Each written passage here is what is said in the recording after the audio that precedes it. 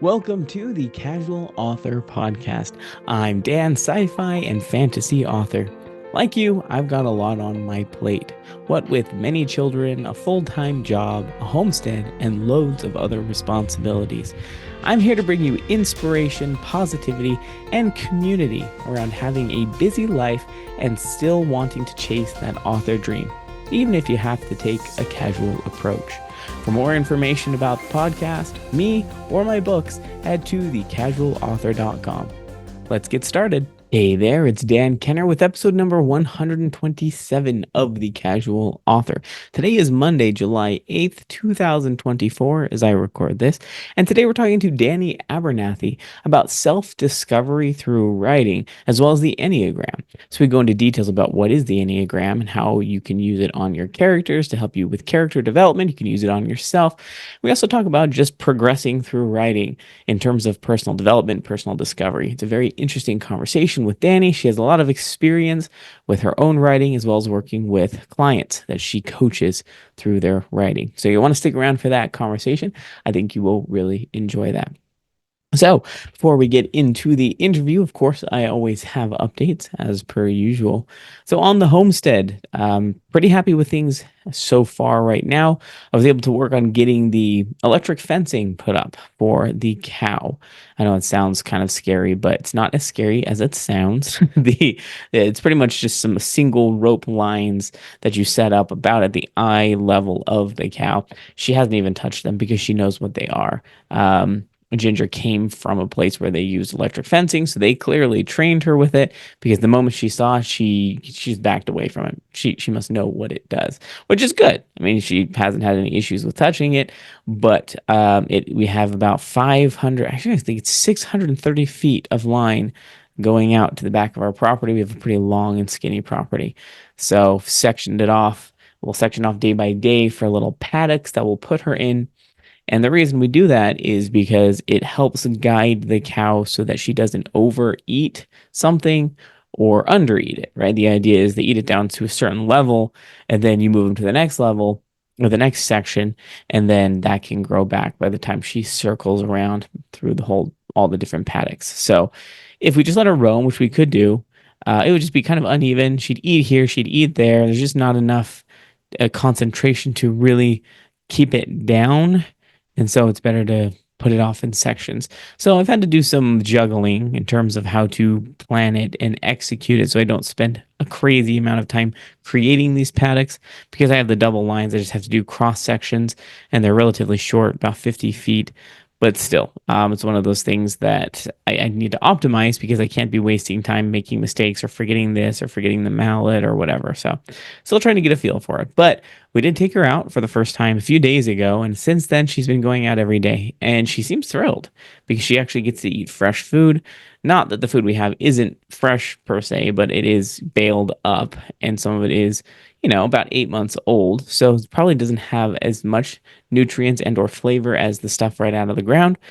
But yeah, it's great. It's great to see her out there. She's seems to be happy. We're hoping to get a goat out there with her sometime soon, but we can't really put the goats out there because we have a double line. But one at the eye level of the cow and one lower at about the goat's eye level. But we still have one of the babies, one of the doelings, and we can't really put her in there because she can just go right under. She's so little. And last time we tried to put one of the goats in there, the other goat, even though she had a friend, her daughter was there with her, she lost her mind. She was just freaking out. She couldn't see there's a hill between their pen and the paddocks. And so it wasn't going to work. I don't think Ginger is thrilled to be by herself a lot of the days because they're herd animals like goats. But, for now, it's going to have to be the way it is until we can sell the other doeling. And then we can put both goats out there to be her friend. But in any case, she's just spent a few hours out there every day, just trying to get her to have a feel for it. We don't want our system to get shocked with all of the new, fresh grass and weeds. But yeah, so far that's doing really well. Additionally, the chickens that we hatched out have grown to a size that they needed a bigger house. Before they were in a pretty big bin. I think it was like a 500-gallon bin. It was pretty big, but you can imagine there's 30 little chicks in there. then they grow up a little bit to even half size, and suddenly there's no room anymore. So we moved them to it's a much bigger place. It's about an 8x4 long house, a tractor that we've used in the past. They're pretty happy. They seem thrilled that they're in a bigger space.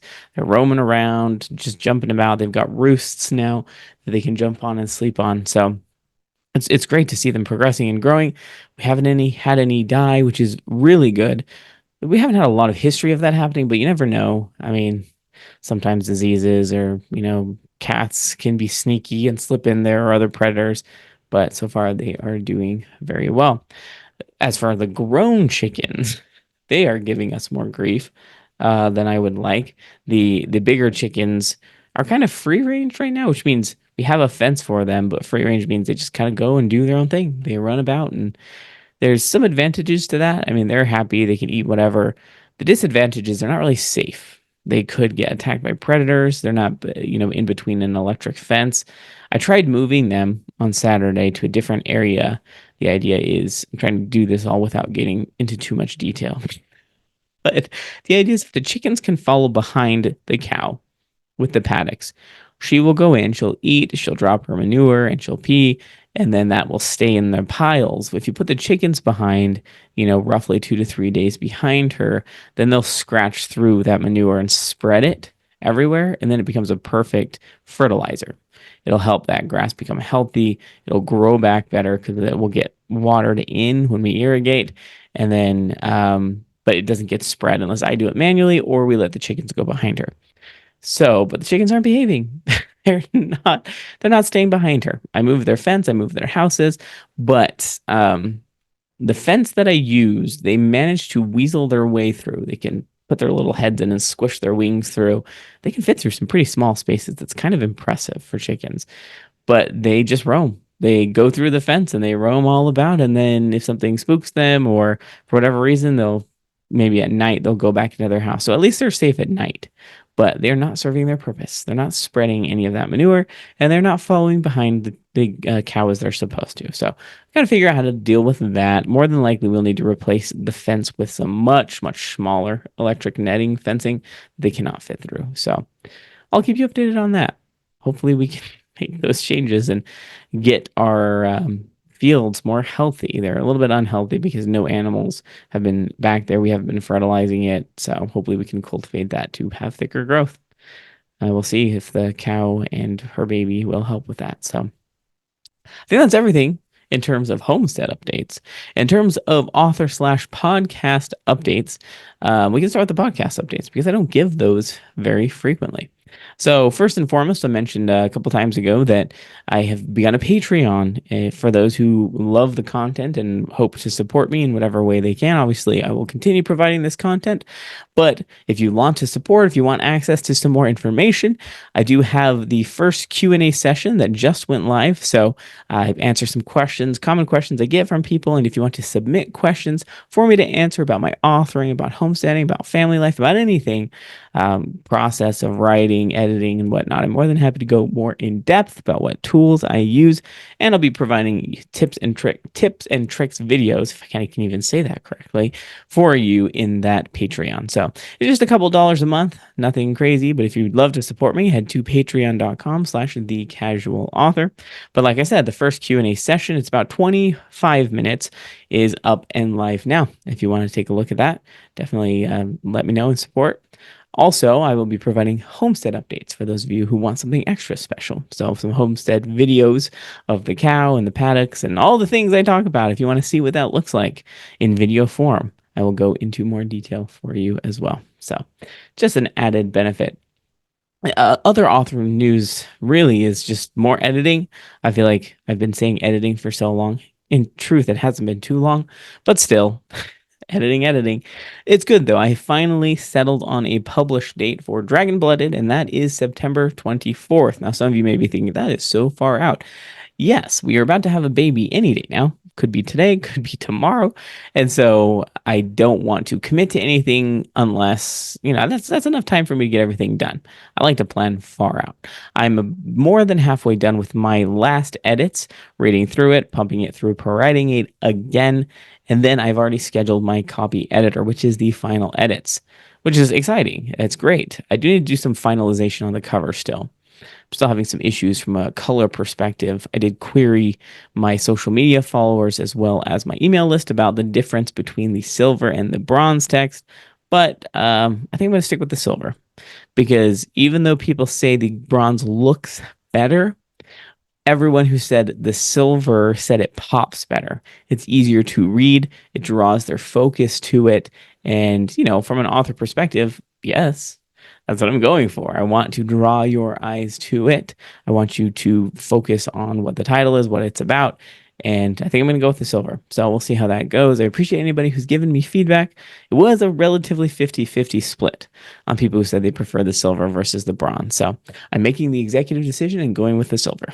And we'll see how it lands when I publish it. But no, it's good. It's good to have a final date. I'll finish editing long before that, hopefully, month or month and a half beforehand. What that will let me do is maybe I can wrap up book three, which is Dwarf Blooded, and then I won't feel so weird taking a step back and then editing Demon Blooded, which is the second book.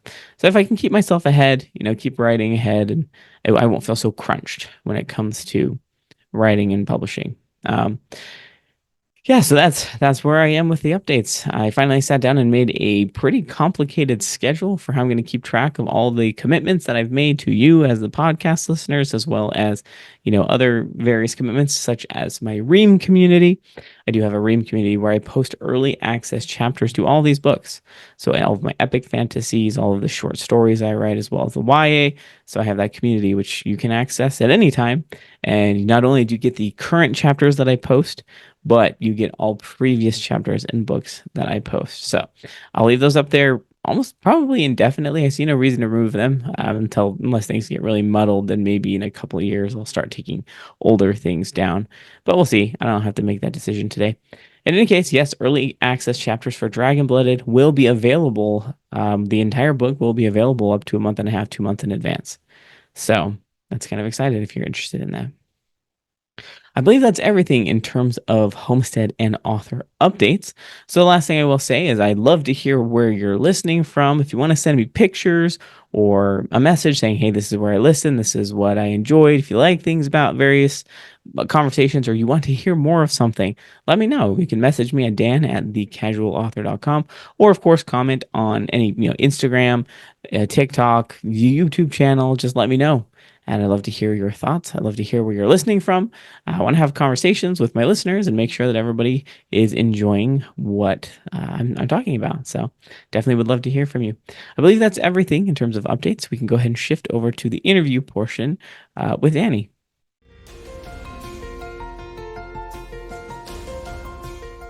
Hey, Dani, how are you doing today? I'm great. It's warm in my office, so I'm probably going to be sweaty by the end of this. I was actually thinking I should have turned my fan on before we started, but it's one of those things where I fear it will interfere with the sound. I don't know. Yeah, yeah. We can sweat together. How's that? Um, I'm curious to know a little bit more about you. How long have you been writing and authoring and coaching, really? Yeah, so I mean, I've been writing my whole life. And I throughout, I guess after college, for some reason I thought I was not a creative writer. I thought I was like a technical writer, which is Okay. absurd to me now because I'm very much a creative writer, but I kind of rediscovered creative writing when I was having like infertility and miscarriages and stuff, and I was very, very depressed. And so I started writing poetry. And then I remembered that I am a creative writer. And I started writing novels after I had two kids and after they were born, they were little, and I found mothering difficult. And so I started writing novels to kind of connect with myself and do something with my mind. And from there, I got into book coaching. So now I'm a book coach and I help people write the stories they need to tell so their readers can feel seen and can see others. And yeah, that's where I'm putting pretty much all of my creative energy right now is into my business. And I love supporting writers. It's so fulfilling. And yeah, I love it. I think that's so cool. I love the idea of coaching. This is going to be such a really weird question, but how did you feel, first of all, what gave you the idea to go into coaching? Was there a specific experience? And second of all, how did you feel comfortable with yourself to provide coaching? Because I know there's a lot of people that want to coach, but they may think, I just don't, I'm not good enough to coach, right? So Mm, kind of a twofold question. yeah. So when I started writing books, I wrote one, I paid a bunch of money to an editor Mm, who told me everything that was wrong. And then I mm. was like all on my own to fix the problems, and I didn't know how to do that. So then I was like, well, I'll just write another book. And of course, I didn't, I hadn't, I I'm the same hadn't, way. I do the exact same thing. I Yep. hadn't actually learned how to write the book, you know? So anyway, I ended up writing basically two books, but then rewriting them each, and they still weren't working. And I was like, maybe I should just quit. Maybe this isn't for me. I guess I'm not cut out to be a writer, an author, because this isn't coming naturally to me. But I had heard about a program called Author Accelerator on a podcast. And Jenny Nash is the owner of this company, and they train book coaches. And so I was like, maybe I knew that working with someone just one time, an editor, wasn't what I needed. I needed someone to be with me in the story, to like teach me and help me figure out like what it actually meant to create a character arc. And so I worked with a book coach for like 10 weeks or something.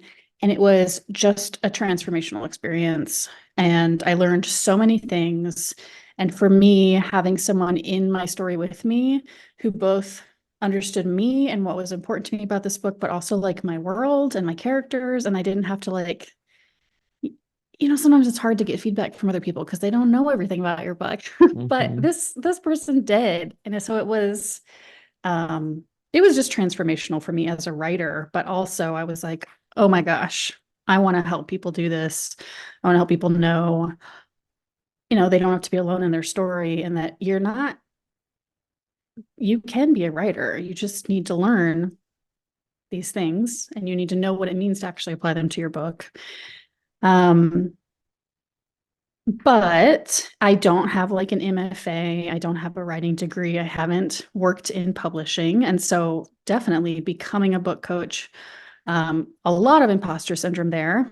I Mm, went through Author Accelerator's book coach training, so I am certified through them. cool. And then, you know, like like so many things in life, it's been about figuring out what I'm really good at and who I really want to help, and just like leaning into those things, giving myself permission to go all in on those things. And um, it's been scary. It's also been really wonderful. You can imagine that it's a little bit of both. But no, I love that you said that because I think I don't put, I shouldn't say it, maybe this is the negative way to say this, but I don't put a lot of stock in degrees that people have because I think Mm, experience is always going to trump degrees in my mind. Now, cool, if you got a degree in anything, awesome, good for you. No complaints whatsoever. But I don't think that makes someone more or less qualified necessarily. I think it really comes down to skill sets and, what you enjoy, your passion for things. And it's clear you're very passionate about it, partially from your experience as well as from, your experience in motherhood as well as going through that coaching, and just seeing a need. I think you pretty much hit the nail on the head for many authors. I think there's so many authors who just feel isolated. They feel alone. They feel like I'm the only one experiencing what you've described.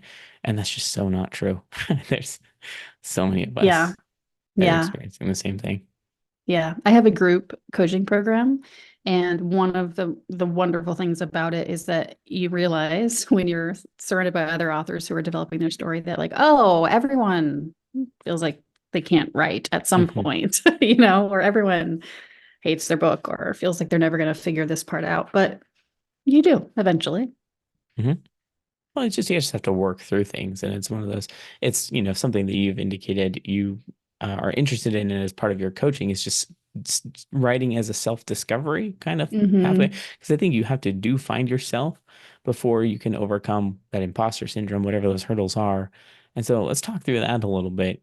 How does that fold into your coaching? How does that fold into the experience of overcoming challenges to finish your book and publish it? Yeah. So I think of story as a tree, and Okay. I use this process called the story tree process with my writers. And the roots of the story tree are you, the author, because I think you are the most important part of your book. Everything comes from you. So that's obviously like the plot and the world and the characters, but also, the meaning and the impact. I think about you, Dan, like I was just on your website and like writing books that are appropriate for everyone, like that's a part of you and what's important to you. And that comes from the roots of your story tree. And I've just forgotten the question. Self-discovery. Yeah, that's okay. You'll get there. You're discovering it as you go, right? Got lost in the tree. So one of the things I want to do as a coach is help people understand themselves better. I think that story is so powerful.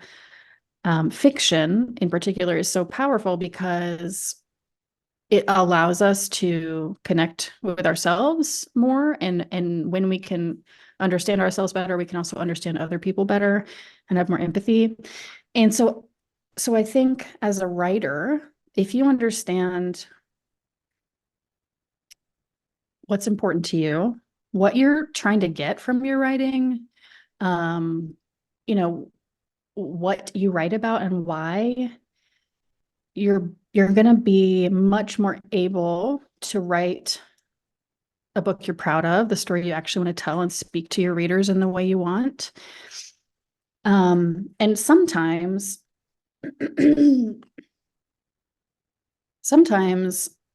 our books, especially if you're like writing your first book and it's deeply personal to you, our books are scary and they can like require a lot of vulnerability from us.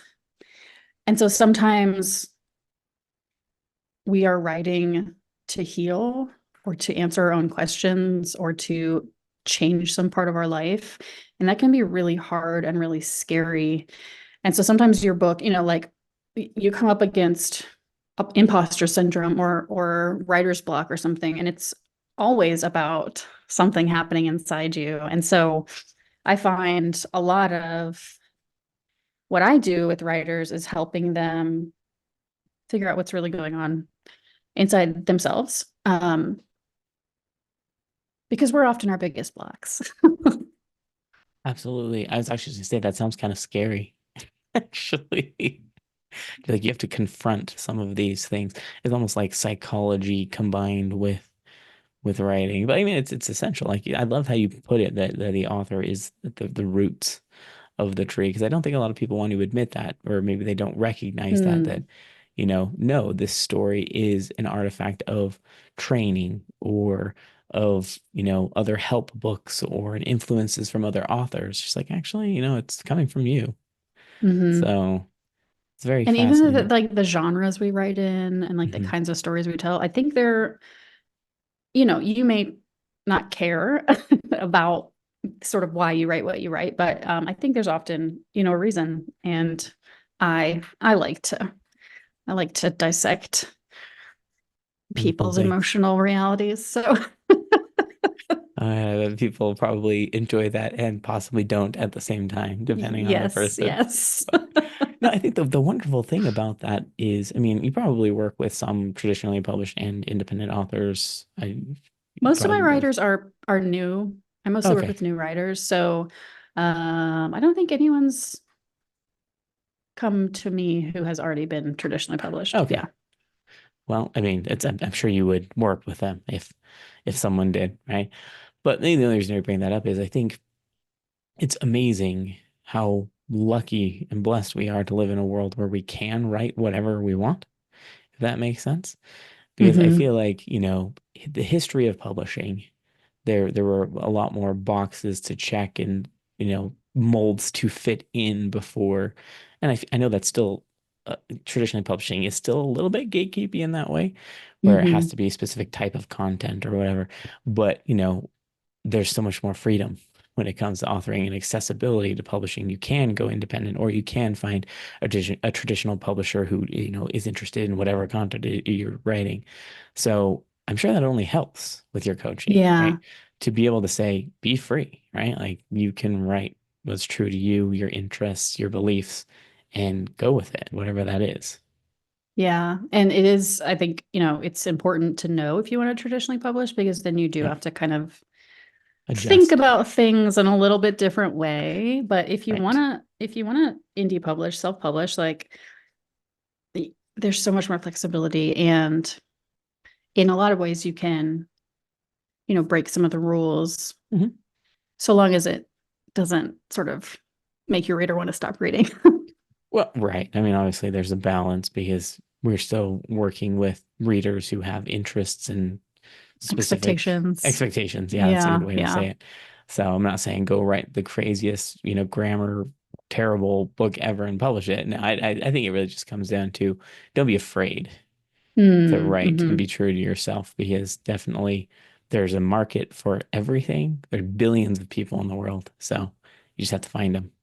It's so funny because So, sometimes you feel like, well, surely everyone who's going to read my book has already come across it. But I can't fathom billions of people in the world, but yeah, there are billions of people. There really is an audience for everything.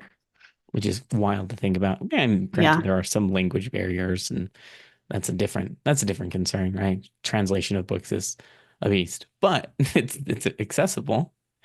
So, I'm curious to know, like, what advice do you have for someone who is starting their first book? I mean, there's probably tons of Mm. advice, but maybe the biggest challenge you see people who come to you for coaching, and maybe not the solution for it, but like, what is the biggest challenge that people experience normally when they start working with you?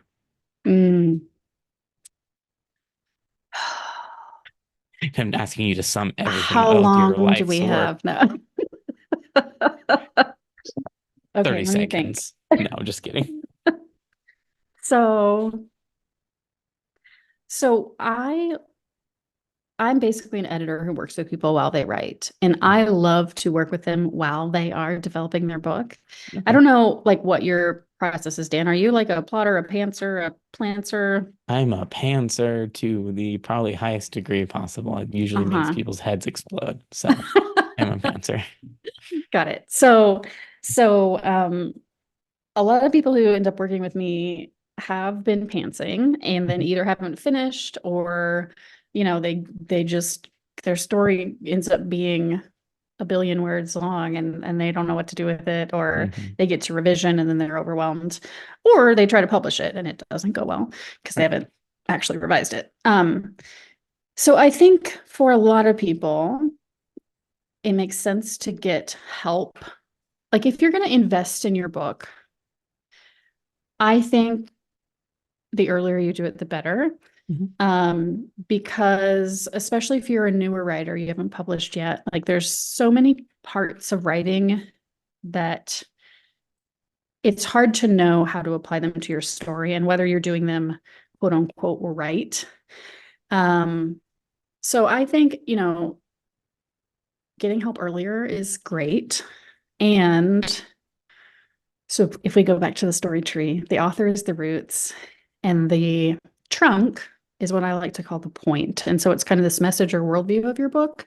And it grows from who you are and what you want to say about the world. And it's kind of the connection between you and all these parts of your story.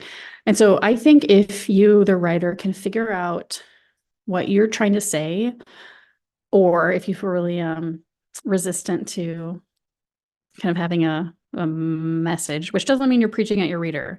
Um, like what question you're trying to ask in your book that can give you so much guidance to all the choices you make. So if you're a pantser, even after you've written this book, what what were you trying to say? What's kind of the emotional core?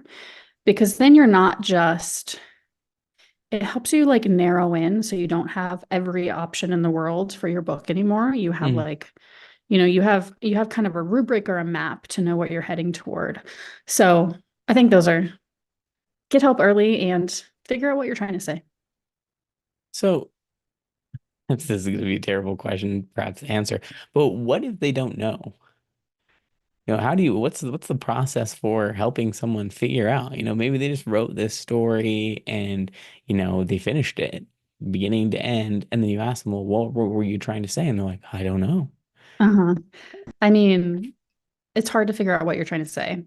Mm, And some writers, really don't want to engage in that process, which is totally fine if your sure. books are doing what you want them to do. Um, I, as I said, like to dissect people's emotional lives. Hmm.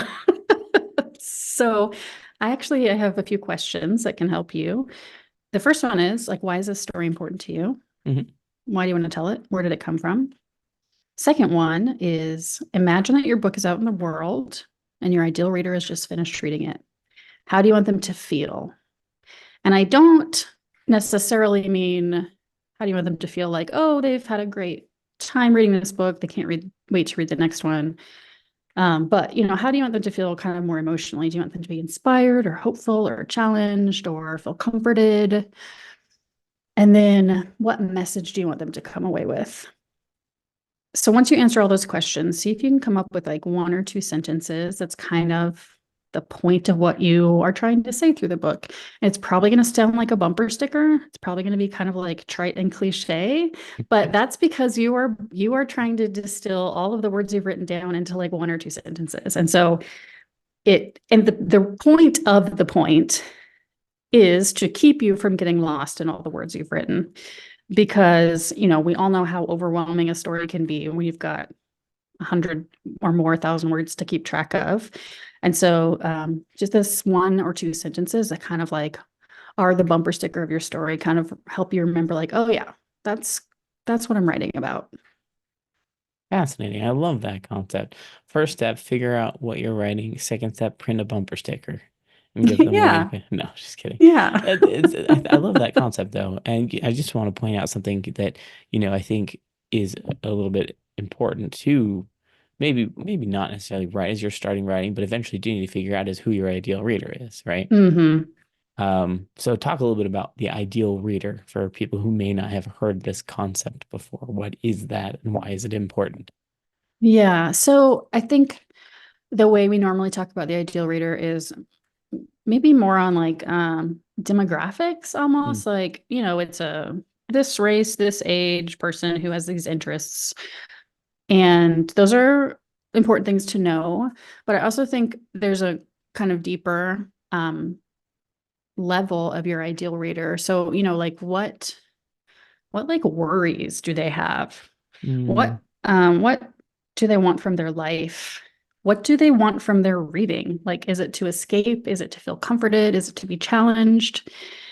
And I think for a lot of writers, like especially writers who come from a marginalized background, you know, one thing I want, well, everyone to think about, but especially those writers is like, are you writing to a person who shares, your this identity of yours? Because if you are, you may structure the story differently than if you're writing to, you know, the white sort of standard publishing avatar. Um, because when you know who you're writing to and what you're trying to say to them, it really helps you shape the choices you make in your book. And even like if you want to traditionally publish, but you realize, oh, I'm speaking to this person and I want to say this thing, and traditional publishing may not be cool with that, then you hmm. might decide like, okay, well, maybe that's not the path for me. Yep. No, I mean that's a really good point, and it does open up kind of the window into it sounds so negative, but the reality of working with agents and traditional publishers, and Yeah. there's definitely all sorts of diverse traditional publishers who are looking for certain things, but there's also many who reject certain things.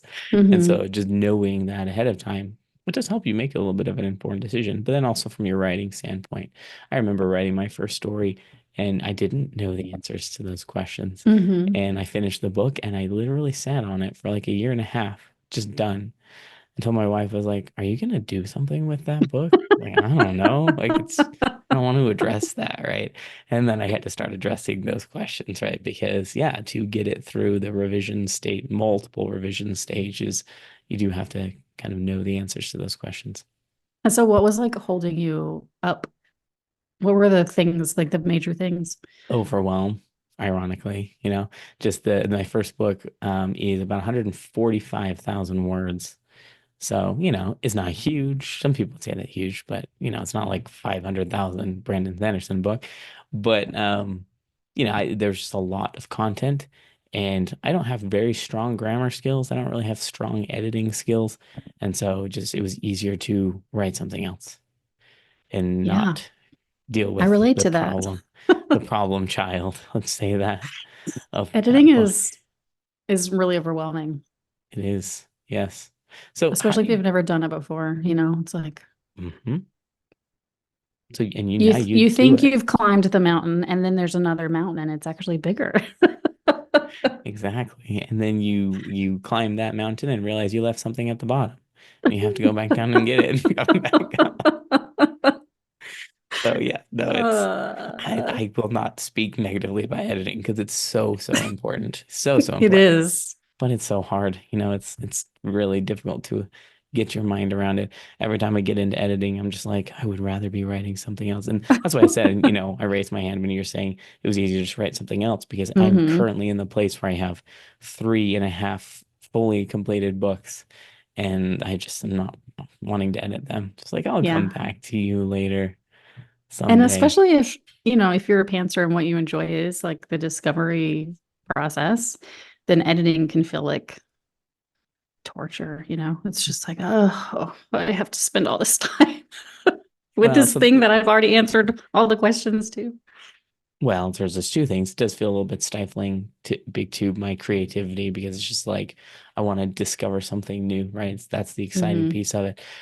But this is fully, I'm totally shooting myself in the foot here with this one. But I have a terrible memory. So I will 100% write Mm. something. I'm not a note taker. I've never been a note taker. School, my memory is usually it's okay, right? Like I can remember most things, but I will write an entire book and forget what happens in that book. And so it makes a really interesting experience with my writing group when I provide chapters to them and they're like, "What? Why did you do this?" I'm like, "I don't even remember writing that." Like, I'm discovering this again as I'm writing it. Oh, Well, that's amazing. that's the fun part. But for you, so I mean, you experience the same thing around editing. Now you literally help people. I don't think you're doing line editing as a part of your coaching, right? No, Mainly like no. developmentally kind of, Yeah, more developmental structural editing and then and just like emotional support and accountability kind of stuff. right? So that the support piece of it I'm sure is very, very helpful, but do you still feel nervousness around editing still, or is the structural editing the part that you do like? It's mainly just You the mean for my own yeah, writing or for for your other own people's? writing. For your own You writing. know, it's been a couple years since I've been in a book. So, um, I think I would still feel like, oh my gosh, I can't figure this out. This is too hard. I'm not gonna be able to do it. I'm a That's fair. fraud. I'm gonna have to not be a book coach, like all All the those fun things. thoughts. Yep. Um, Um, and I actually now when I write, I always have my own coach as well because I need it both for the accountability, but also because it's a lot of thoughts to get lost in, and mhm. I need another person there helping me. Yeah. Well, there's something to be said about a subjective opinion or objective, depending on what you're looking for in a coach, right? Outside of your head, because we can be in our heads thinking, oh, this is so great or this is so not great. And having those other people or person come in and say, this is great or isn't, right? And here's why Hmm. I'm experiencing these things. Might you consider this, this, and this? And Hmm. so it's probably not as in depth, my writing group, as you, because your coaching is one-on-one, and I'm sure it's definitely way more involved than the writing group, but it's a very essential part of writing, just to Yeah. have a sounding board almost. Yeah. But Yeah. Because when you're in your story, you know, you lose perspective because mhm, you have to in order to write the story. And right. just having that outside pair of eyes is essential and so helpful. There's specific author genres that you work with, or is it just any author who writes anything that you Um, coach? So fantasy, soft sci-fi, and YA are kind of like my genre specialties, but I Oh, work with great. any book that's like heart-centered. So if you're writing a YA fantasy that is you're not really interested in how the character changes, for example, I'm not going to be a great coach for that because I'm just going to be asking all these emotional questions and you're going to be Hmm. very frustrated. Good to know. Yeah. Yeah. That's very good. Those are exactly the things I write, so that's Yeah. perfect.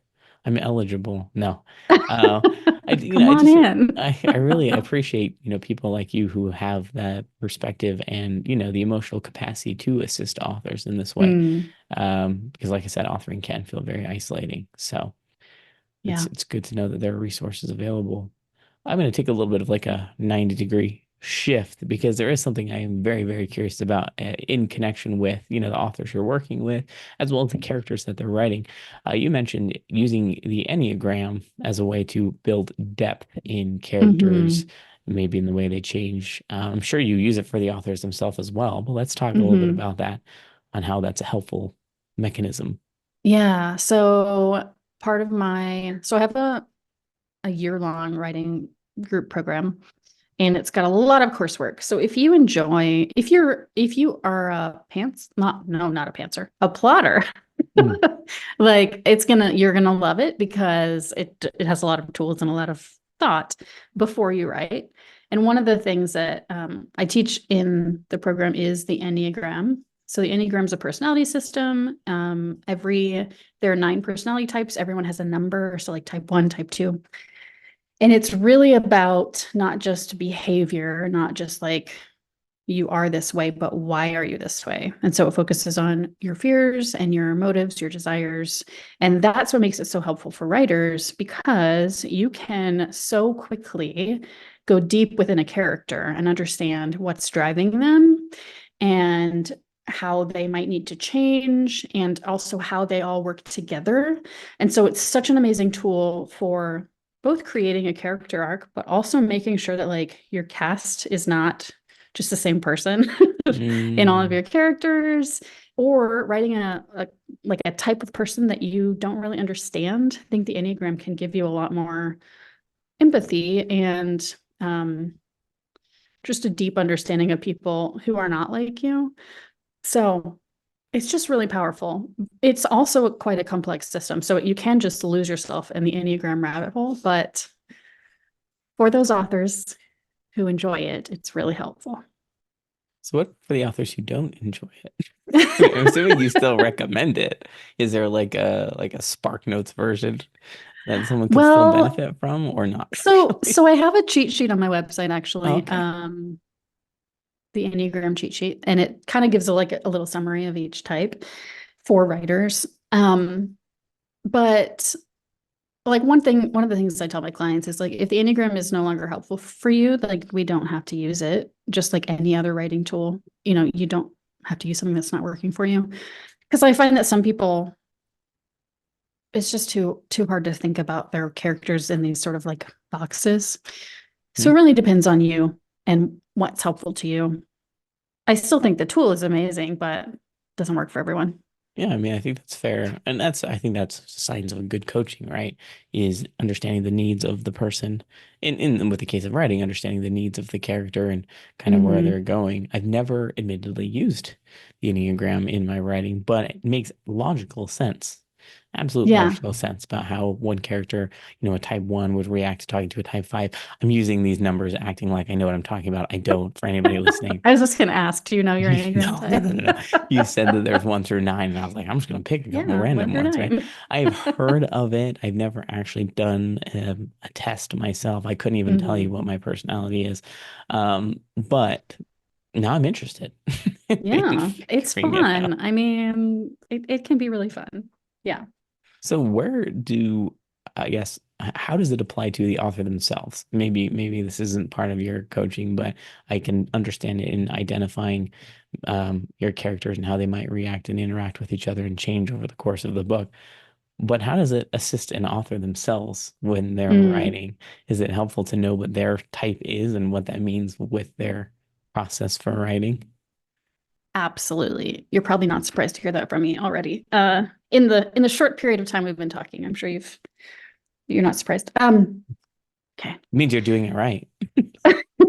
It's good that I'm not surprised. It means I'm engaged and excited to hear about your coaching, right? Um, so the Enneagram is one of the things that we talk about as we're kind of exploring your roots of Hmm. the roots of your story, you. And I think knowing your own type is so helpful for many reasons. One of which is because the Enneagram is really about um, understanding kind of how our brain, like the strategies our brain is adapted to deal with the world. And so a lot of times, those strategies are self-protective and we kind of assume them as our identity, but a lot of times they're not. They're just these protective measures. And so it helps Hmm. you kind of get beyond the image that you portray. But it also helps you understand why you're writing what you're writing, why Mm. you're writing about the things you're writing about, and like what your creative process might look like, where you might get stuck. So type ones, for example, are called the perfectionist, which is a word that type ones actually don't really enjoy because It's it's not all perfect about enough. it's all about internal perfection. It's not like, Right. oh, I gotta Sure. have my outer world right. It's like Right. I need to be morally good. And so ones typically they do a lot of planning. They want to know the right Mm. way to do everything. They want to gather like all the information so they can do it correctly. So ones tend to get stuck in editing forever, for example, Mm. like just over perfecting because they want it to be the best that it can be when it's really, really good already. Hmm. Um, Whereas like sevens, for example, are called the enthusiast, and they're like the adventurers. They want to go have fun all the time. They don't want to get stuck in something that's boring or painful. So they tend to, well, either world build forever because Mm. there's always something new to discover, right? Or they will write a project and not finish it, or maybe they'll write the first draft and then not go back to revise it because that is not fun to do that part. So it can help you just understand like where you might get stuck in your process, what kind of help you need, um, as well as understanding yourself. Fascinating. Maybe this is too personal of a question, but I am curious to know what type you are. I'm a type 4, which Okay. is sometimes called the individualist or the romantic. Fours are like, we're comfortable with the sad emotions of Mm. life and tend to be expressive and creative and moody.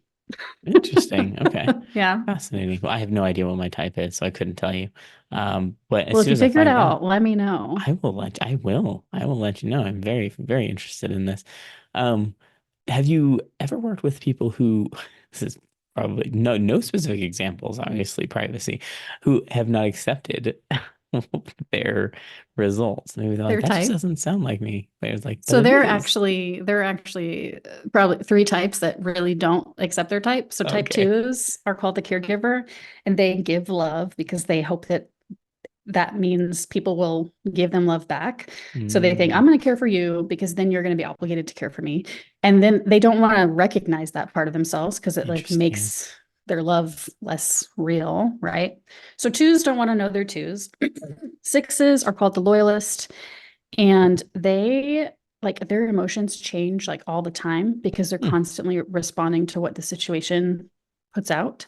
And so they no description of a six ever perfectly matches their lived reality. And so they just are like, no, this is wrong. Also, sixes are often you often hear them said that like they're the most fearful type, but sixes actually like are afraid of being afraid. So they spend so much time and energy kind of like planning and Huh. assessing threat and figuring out how to deal with it. So they don't identify with like being afraid. And then nines are called the peacemaker, and they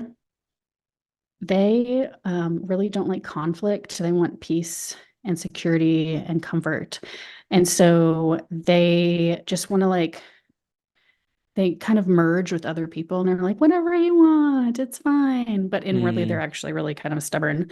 And they can identify with every type because they're used to kind of just melding. melding. Yeah. So they have a Hmm. hard time too. Yeah. That is so fascinating. I know. Um, so interesting how the human brain deals with complexities, and it only gets more intricate when we start writing, because Yeah. now we've got these other personalities, these other thoughts, these other people, which can be very real to the authors, depending on how they write and how into the story they get. I can see how that can be a little disorienting. So, having to Yeah, deal and with all this. most of my clients are writing books that are deeply personal to them, and it takes them a long time. And Yeah. they haven't published before. So I'm curious to know, like you, when you're starting a new book, how how do you find the process of writing like a bunch of different characters? Do you find yourselves kind of using the same archetypes over and over, Oh or boy. I don't think you're gonna like my answer.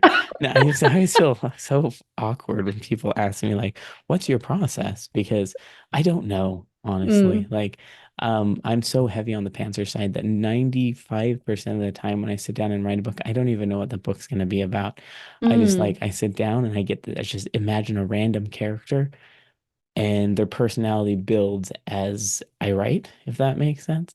And so mm-hmm. sometimes I don't even know who they are or what they are until I discover it, if that makes sense. Yeah. And so I've written some pretty gritty people. I'm like, oh my gosh, like Mm. I don't Like, where did that come from in I me? don't know where that came from. I don't often have thoughts like this or think I'm like that, but it's I just kind of discover it as I go.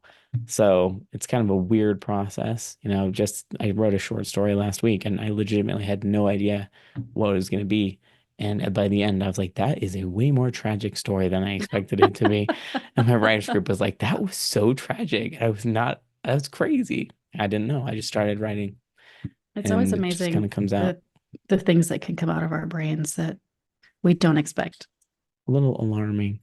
But Yeah. but yeah, I try. I mean, it's hard to say now. I want to do the Enneagram for my past characters. I don't have intentions of rewriting books I've already published, but Yeah. it'd be curious to know like how different are these characters actually? Are they or are they Mm, not?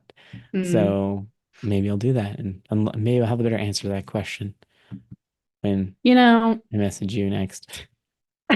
I think it's always helpful for you if you like personality stuff. I think it's always Yeah. going to be helpful for you to know your own type. Whether you use it with your characters, it's totally up to you.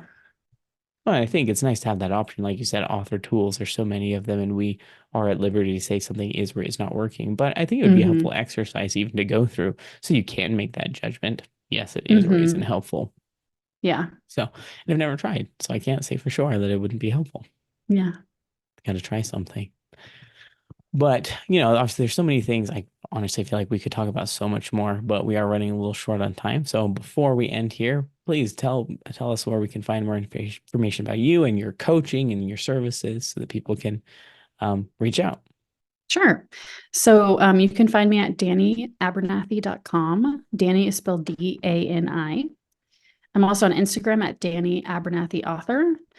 And on my website, I have a quiz to help you find your untapped writing superpower. So you Cool. can go take that if you want.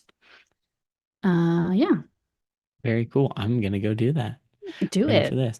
And for anybody listening, just a heads up, Danny's Instagram is very beautiful. So I was complimenting that before recording. This is coming from someone who is one, colorblind, and two, have very little like beautification skills in anything.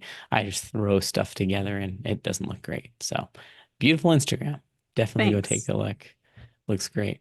Well, thank you so much for your time. This has been a great conversation. Yeah, thanks for having me.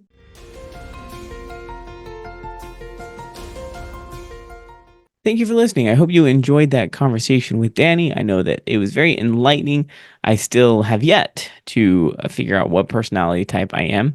Genuinely curious to know because I don't know for sure, but have yet to do that. Still, if you're looking for some character development and you want more information, definitely talk to Dani. She's got great services and coaching. I know that she'll be able to help you with your writing. So next week we are talking to Mr. Pixel 8 Books. Yes, you heard that properly. Pixel as in Pixel, 8 as in ATE. He writes Minecraft books for middle grade audiences. So we talk about connecting with your audience's desires and how you can leverage your community to ensure you're writing the right things for them. We talk about his community, how he's writing to it, how he's built a business off of these middle grade books based on Minecraft. And it's a really fascinating conversation. I think you'll really enjoy that. So stick around or join me next week for that conversation. Of course, if you'd like to join me, just email me at dan@thecasualauthor.com, or of course, just head to thecasualauthor.com to find more information about the podcast and see all past episodes of it. And if you'd like to submit the pitch form, let me know if you're interested in joining me. I would love to have you. And just, it might take me a moment to reach out to you, but I will get to you. That's the best way to submit your pitch. But thanks again for listening, and I look forward to seeing you next week.